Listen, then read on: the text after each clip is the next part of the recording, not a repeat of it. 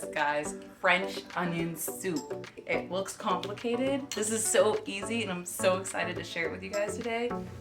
Hey friends, this is Diana and welcome to my channel. I'm all about gluten-free and right now I'm super excited because one of my favorite people ever, Julia Childs, they're doing a special thing on the Food Network for her, Julia Child Challenge, and I was like, oh my goodness. Okay, no, I'll be honest. My husband was like, oh my goodness, Diana, you should do that. And I was like, what? You love Julia Childs. And I'm like, yeah. So we're gonna do a Julia Childs Challenge gluten-free style. So what we're gonna do is take about the top 20 recipes that we are interested in and are popular for Julia Childs and make them gluten-free. So I'm really excited about this because Julia Child's heart was to bring good food to the American housewife, into the kitchens of Americans. And my heart has always been to show you guys how easy it is to do gluten-free at home. It doesn't have to be overwhelming, it doesn't have to be expensive, and it's not hard. And you just learn some things and you just keep trying and you just figure out what works for you and your family because we're all a little different. So let's get going. Okay friends, so we are making today French onion soup, which is one of her most popular recipes. It's very simple and it's tasty. So first you're gonna start with your onions. I'm just doing a classic yellow onion. You need about 3 large onions and you're gonna slice them. So I already have mine starting to cook down here, but I was gonna show you how to cut an onion. Who knows how to cut their onions? You can totally use a food processor, or I even have like a Pampered Chef thing, like that's fine. I don't like doing dishes, so I'd rather sit here and cut onions than have to clean my food processor. Is anyone else with me? Let me know below. Yeah, just being honest. So to cut your onion, sharper knives are better. Don't let your husband watch or wife, because my husband gets scared sometimes when I have a big knife flinging around. And what I do is I cut off that part, and then you get rid of... What part you cut? The top part. Oh no, that part. The top. I guess that is the top. And then you take off the brown skins, and you can save these for stock. There's actually really cool antibiotic properties in the yellow skins, but they do not taste good browned down an onion. So we do that. And then you're just gonna slice it like this. Ta-da! And then when you get kind of this far where it's getting near your fingers, you flip it, and then you slice some more, and then you flip it again, and you finish it up. So you want these, probably should have done that close and slow-mo. So you see I have some of these pretty thin, and some are a little thicker, and in my mind, that's okay, because some of these are gonna dissolve and almost disappear into our soup and when we get them brown. And then some are gonna have a little more bite and some chunkiness. That doesn't sound good. So that's okay. And before I did this, I actually watched Julia Childs do her video on this, which I loved. And I watched her do the same thing. So I'm like, yay, I'm on the same roll of this. So once you've sliced all 3 of your onions, hopefully with fairly dry eyes, I would love to hear if onions bother your eyes and what you do about it. Because one of the funniest things I've heard, and I really wanted to do this, but I couldn't find them, are wear swim goggles to protect your eyes. And I totally would have done it if we could find our swim goggles. So what you're gonna do, once you have all your onions chopped, you're gonna start melting them down. I say melting because that's kind of what's happening to them. They're gonna get brown and gooey and yummy. Dump all of those onions in there. And I put in about 3 tablespoons of butter and 1 tablespoon of oil, a pinch of salt, and a pinch of sugar. So the sugar helps it get sweet and brown because we want it brown to really encourage that classic French onion color.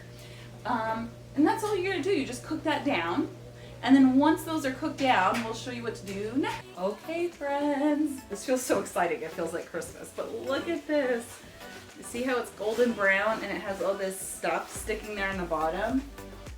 That stuff is yummy, yummy. We want that. That's really good.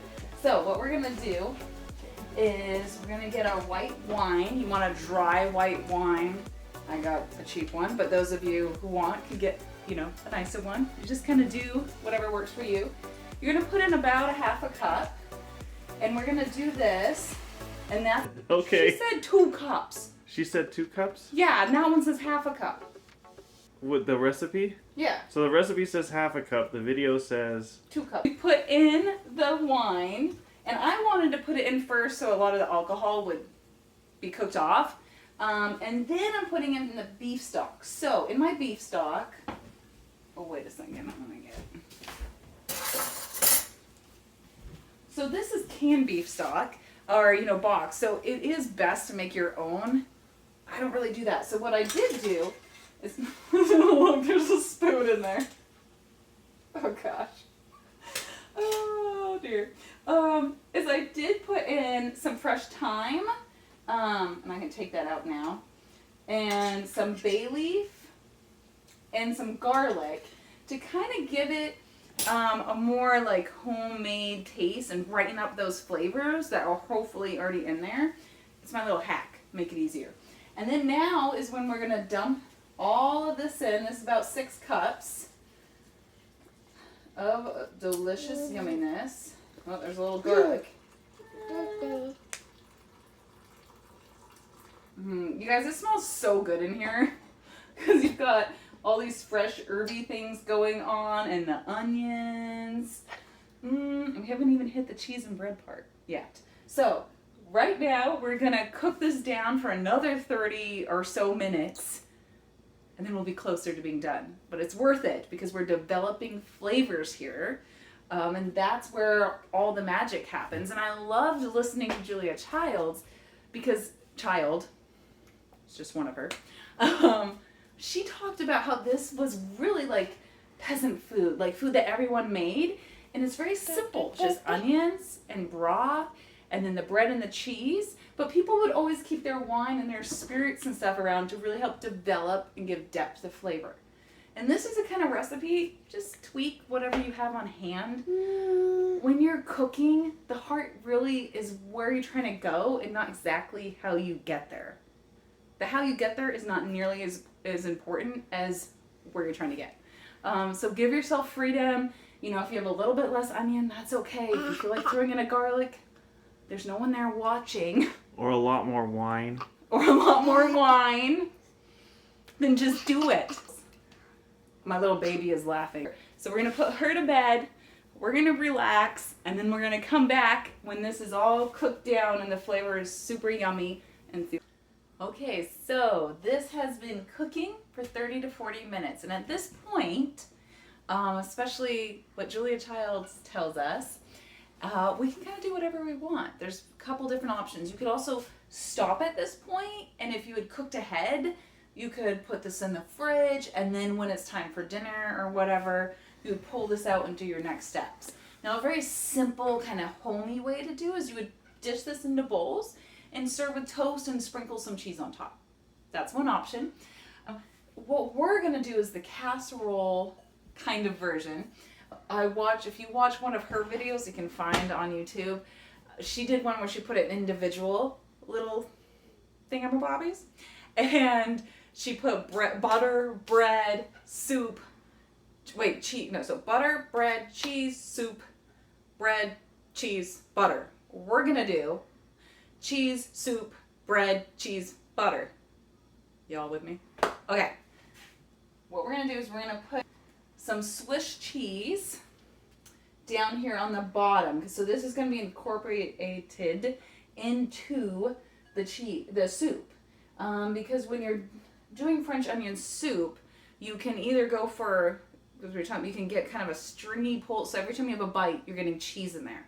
And the reason this helps is, I've already sampled, I lost my spoon, when you sample this, and it's always good to taste right now, because this is where you could add more salt or kind of play with it.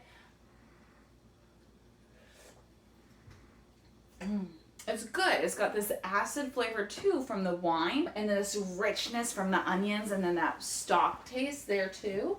The cheese and the bread and the butter are gonna kind of mellow that, but it's gonna work so well. So we're just gonna pour, make sure it's not hot, lot of this into here. There we go. Woo! Look at, do you see how beautiful that is? Yeah, that should all fit. Good. All our onions. And see all that stuff came off the pan? That's all that flavor. Yeah. Then we add in our cognac. It's fancy stuff. We don't do much. Apparently, cognac is nicer brandy. And it comes from pretty much you keep fermenting your wine. So it's strong. But this is where you add in about 2 tablespoons. So those of you who want can measure. It's not going to like ruin the recipe if you don't get it exactly right. Which is why Diana likes to cook over baking. Because when you're baking, it does matter. So we added that in. We can stir that a little bit. Ooh. Then what we're going to do is our croutons. So I took my gluten-free bread. This is what's left. I have a recipe. I made this in the bread machine. See the little hole? I swear, this came from the bread machine. This is my most popular video. You can go check it out here. Look at that. It comes out great. Now, we don't always like the heel, right? This part, perfect for this. So what you do is you're creating croutons. Now, you can use bought-in gluten-free bread. You're going to want to get the thickest kinds you can, or maybe even a hoagie roll style, which are a little more expensive. But you don't want this to dissolve into your soup. So that is my hope with this. That's not going to dissolve. So let's cross our fingers that this happens. So I toasted this low and slow, about 325 for about 15 to 25 minutes. It depends on how thick you cut your bread, kind of thing. Some of mine did get a little toasted, but you really just want to dry. That's what we're going for, just dried out so it can like handle the soup. Okay? So then what we do is we're going to place these. See, cameraman 1, please zoom in here. Okay, we're going to put these croutons that I made, and I'm going to put this part down for those ones into my soup, and we're going to cover this up, and it's going to lock in all that goodness and create a lovely crust. With this and there, just fit what we can. Doesn't have to be perfect. Never perfect. Okay. I want a little bit more in there, so I'm kind of like making it work. Then we're going to sprinkle on our Parmesan. So you can get nice stuff, you can get pre-shredded, you know, kind of whatever works for you. This is going to add a nice sharpness to the soup. And then, in the spirit of Julia Child and being French cooking, we're going to top it with some butter, because it's not finished unless there's butter on top, right? Can I get an amen? Okay, so then we're going to take this goodness. You can do about a tablespoon to 2 on top. We're going to cook this at 425 till it gets all brown and ooey and gooey. I can't wait. We'll catch you in a couple minutes when it's all cooked. Oh, sorry. You guys, look! It smells so good. And do you see how it's gotten, I don't know where you are. See that golden, whoa, try not to spill. The golden brown, and it looks like our bread held up really well. Which means it's time to try this. You guys, I'm so excited to try this. It's still really hot, but look, there's some of that cheese in there, and then chunks of this bread. Okay, I'm ready.